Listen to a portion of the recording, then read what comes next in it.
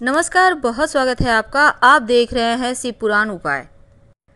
अगर आप हमसे अभी अभी जुड़े हैं तो प्लीज़ चैनल को सब्सक्राइब कर लें और पसंद आए तो वीडियो को लाइक करें। कमेंट में हर हर महादेव जरूर लिखें।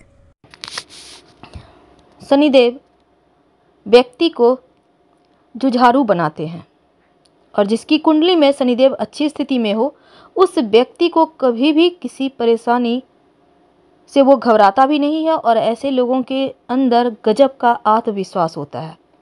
ये लोग अनुशासित होकर जीवन जीते हैं और कितनी भी कठिन परिस्थितियां क्यों ना हो वे कभी भी उम्मीद नहीं छोड़ते और इसीलिए वो सफल भी हो जाते हैं, क्योंकि शनिदेव उन्हें तपाकर कुंदन बना देते हैं। शनिदेव एक न्यायाधीश ग्रह हैं। तो आज हम शनिदेव का ये जो महापरिवर्तन हो रहा है 17 जनवरी को, ये महापरिवर्तन आपकी लाइफ में क्या कुछ बड़ा बदलाव लेकर आने वाला है यही बताएंगे। क्योंकि शनिदेव जिस व्यक्ति पर प्रसन्न हो जाए उसे रंक से राजा बना देते हैं, लेकिन शनिदेव कभी कभी जल्दी जल्दी काम नहीं करते क्योंकि मंद मंद गति से चलते हैं। मंदः मंदः चलति इति शनिश्चर के अनुसार शनिदेव मंद गति से चलने वाले ग्रह है और यही कारण है कि एक राशि में 2.5 साल रहते हैं तो कुंभ में भी वो 2.5 साल रहने वाले हैं। तो इसके बाद वो परिवर्तन करेंगे, लेकिन जब तक वो कुंभ में है, क्योंकि शनिदेव एक कर्म प्रधान ग्रह है और न्याय के देव हैं, तो देखिए पूरे 30 साल के बाद वो कुंभ में आ रहे हैं।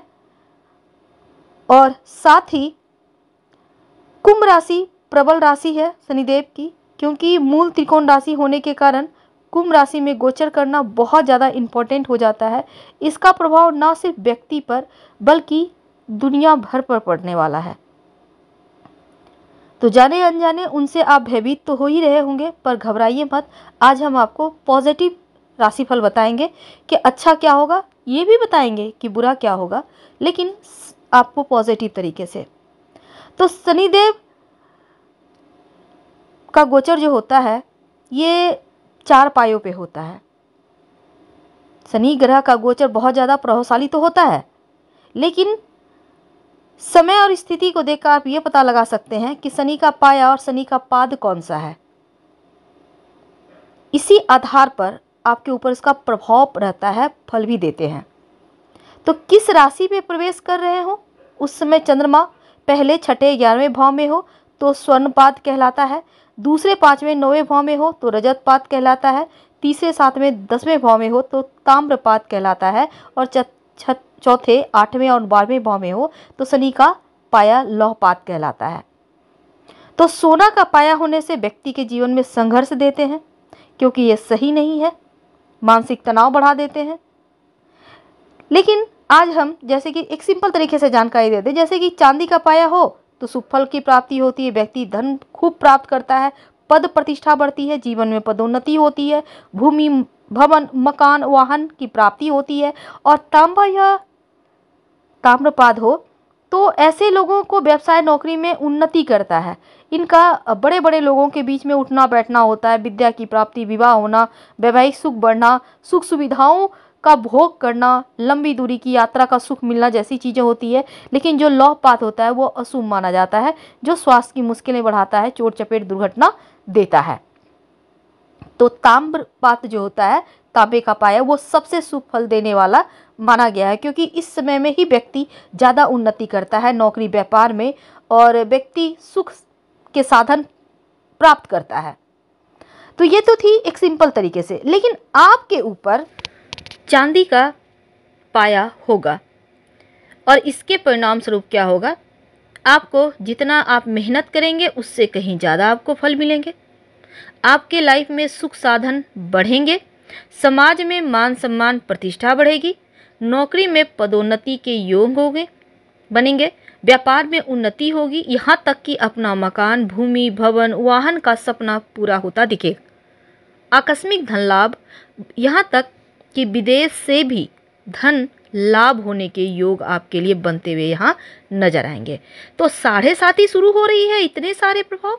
देखिए अमूमन होता क्या है कि जो शनि देव की 7.5 का उदय चरण होता है, जिसको हम आरंभिक दौर कहते हैं, तो शनि चंद्र राशि से 12वें भाव में स्थित होते हैं, यानी कि आपके जो अभी कुंभ राशि में बैठे हैं, ठीक ये 7.5 यहाँ से शुरू हो रहा है।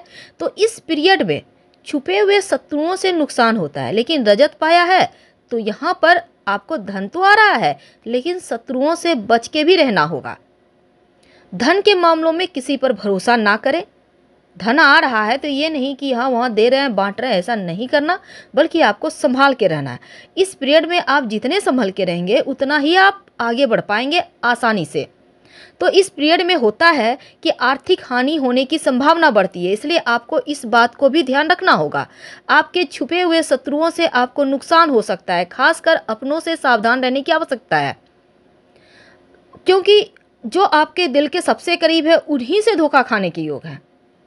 विवाद से बचिए, वरना इस समय परेशानी में पड़ जाएंगे और कहीं ना कहीं मुश्किलें बढ़ेगी। गुप्त शत्रुओं के द्वारा पैदा की हुई समस्याएं आपको इस पीरियड में ज़्यादा परेशान करेगी, और आपके जो सहकर्मी हैं उनसे संबंध आपके बेहतर इसमें नहीं रहेंगे, क्योंकि आपको बनाना होगा संबंध को, और अगर आप नहीं बेहतर बनाकर चलेंगे तो कार्य क्षेत्र में मुश्किलें पैदा हो सकती है। थोड़ा सा आपको अपने खर्चों पर भी कंट्रोल रखना होगा, क्योंकि इसमें आप बड़े आर्थिक संकट में फंस सकते हैं अगर आप खर्चों पर कंट्रोल नहीं रखते हैं। तो लंबी दूरी की यात्राओं को करने से बचना चाहिए, और चूंकि शनि का स्वभाव है विलंब तनाव पैदा करना, इसलिए आपको इससे भी बचना है। धैर्य बनाए रखें, सही समय की प्रतीक्षा करने की आवश्यकता है। सीखने का समझें और कड़ी मेहनत करें, यानी कि आप ये सोचेंगे कि भाग्य के भरोसे अब चांदी के पाया पे है तो मिल जाएगा, नहीं, मेहनत तो करना होगा।